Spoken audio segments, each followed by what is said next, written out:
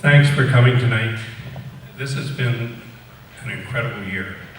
About a year ago, we all met in this room and we went through the preliminary design. And here it is almost a year later and we're discussing the final design. I have gone through the huge pile of work that has been done by Kerwood Legal on this. I think it's an excellent design, and it met the 5 objectives the board had set out.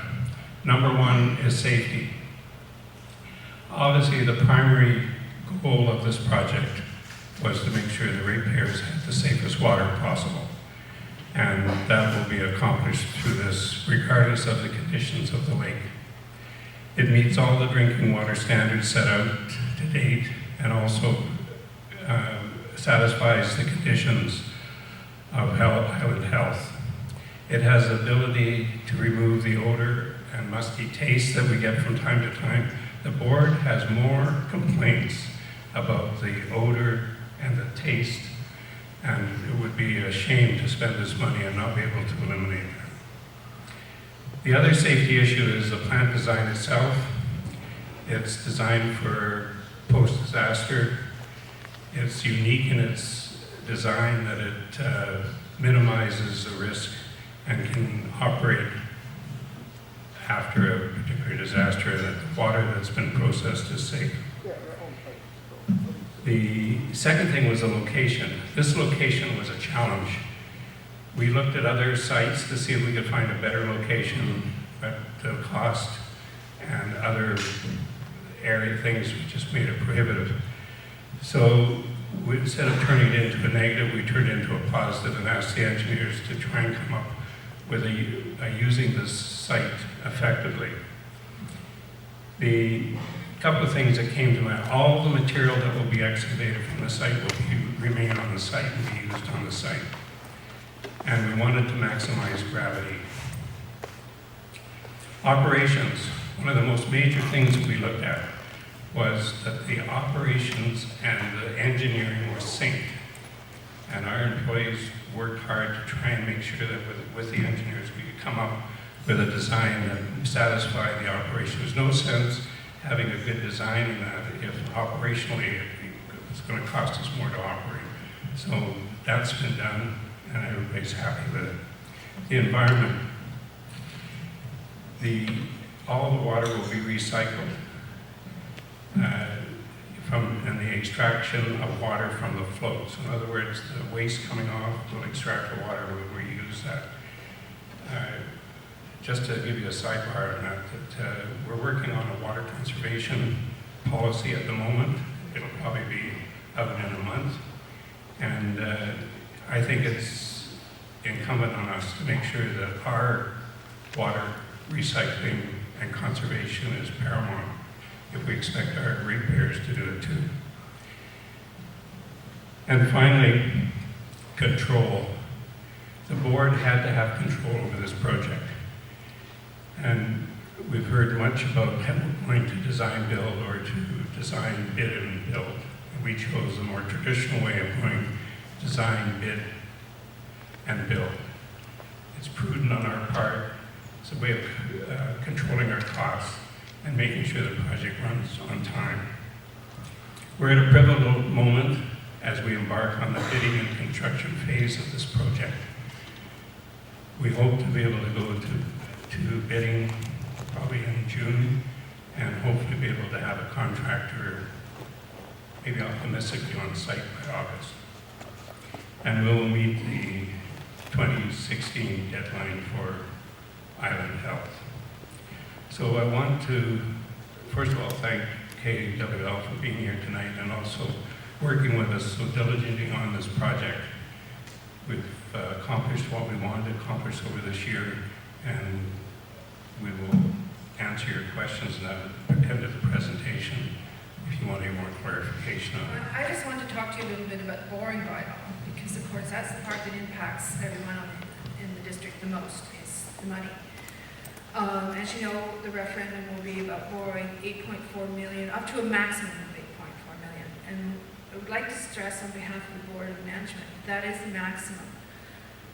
we have to put in the maximum by law, because the ministry requests that we do. We can't just pick the figure that we think it's going to be. We have to have it backed up by facts, so the facts show that the maximum would be that. We know that we've got quite a bit in our reserve fund, so I would fully expect that we'll use a minimum of $500,000 of that to lower the cost.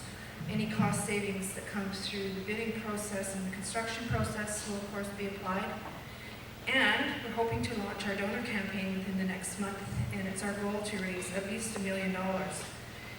If we do that, then that will bring it down around hopefully 7 or under 7 that we'll be looking at. These changes make a difference. This new plant also will meet regulations that the current plant's not meeting, and there's a cost associated with that. So it's not to be able to say what's the cost of a gallon of water out of this plant. I mean, what's the quality going in? We have no control over that. We have no control over actual commodity power prices. You know, we've used the most modern equipment available to us. You know, variable frequency drives, for instance, on a pump, so you're minimizing inrush powers and reducing the costs in that way. So it's almost impossible. I used the analogy that I had a 1980 Chevy pickup that would get me to town and back, but when I bought my new 2010, it got me to town and back, but man, what a different ride, right? And that's essentially what's going to happen with this plant. You can't compare the two. And if you'd like to come and see the plant sometime, give me a call, I'll take you down and show you the current plant, and you can assess for yourself.